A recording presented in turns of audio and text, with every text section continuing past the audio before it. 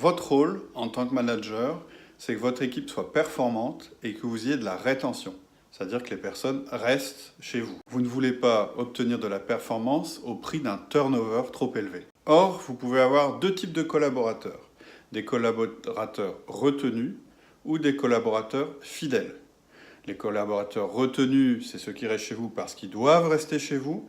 Les collaborateurs fidèles ou engagés, ce sont ceux qui restent chez vous parce qu'ils aiment rester chez vous, parce qu'ils veulent rester chez vous. Et il vaut mieux avoir des collaborateurs fidèles ou engagés.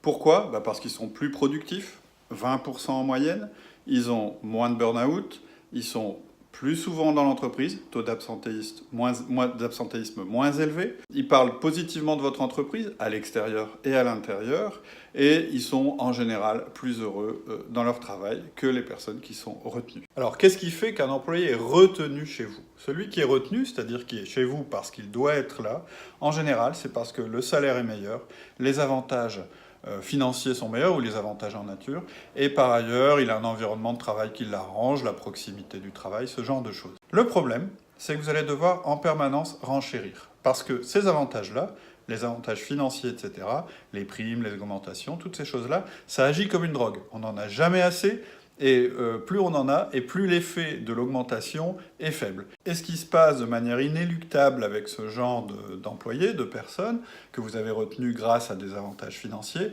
c'est qu'un jour ils trouveront mieux ailleurs, ou ils auront l'impression de trouver mieux ailleurs, et effectivement, probablement qu'ils trouveront un poste mieux payé. Reste à savoir si c'est un poste aussi intéressant, mais c'est pas ce qui les motive. Alors maintenant, qu'est-ce qui motive un employé ou un collaborateur fidèle ou engagé ? En fait, il y a 4 piliers.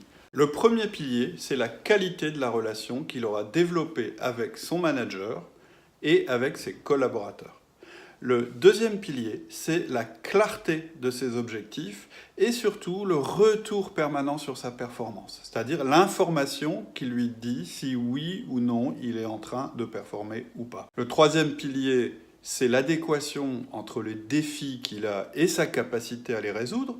Il ne faut ni que ces défis soient trop compliqués à atteindre, mais il ne faut pas non plus qu'il s'ennuie dans son poste. Et le dernier pilier, c'est son autonomie et la manière dont il peut influencer la marge de la structure dans laquelle il évolue. C'est-à-dire, est-ce qu'il est pris en considération et est-ce que son action sur l'entreprise est visible. Et aux surprises, ces 4 piliers correspondent plus ou moins aux 4 outils du manager que l'on vous propose. Notre premier outil, c'est le 1-1.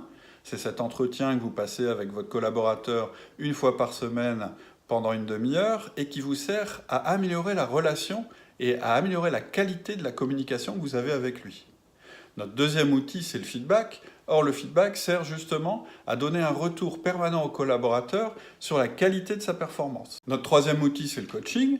Et c'est justement ce qui permet à votre collaborateur d'être toujours en phase avec les défis qui se présentent à lui au travers de sa formation. Et le dernier outil, c'est la délégation. Et vous savez que chez Outils du Manager, on vous encourage à déléguer en permanence pour augmenter l'autonomie et la responsabilité de votre collaborateur. Et ça correspond bien au 4e pilier dont je viens de vous parler. Et ce sont bien ces 4 leviers qui vont vous permettre de garder vos collaborateurs bien mieux que de les payer au-dessus du marché ou de leur promettre en permanence de nouvelles augmentations. À partir du moment où votre collaborateur n'est pas hors marché en termes de salaire, et à partir du moment où il n'a pas de problème financier, il restera chez vous, il sera heureux de rester chez vous et il sera performant dans votre entreprise. Alors évidemment, on a survolé le sujet. La réalité, elle est plus complexe, mais ce qu'on vous propose justement chez Outils du Manager, c'est de mettre en place cette méthode qui est éthique et qui est pragmatique et qui vous permettra de développer chez vous des collaborateurs heureux et performants et donc fidèles.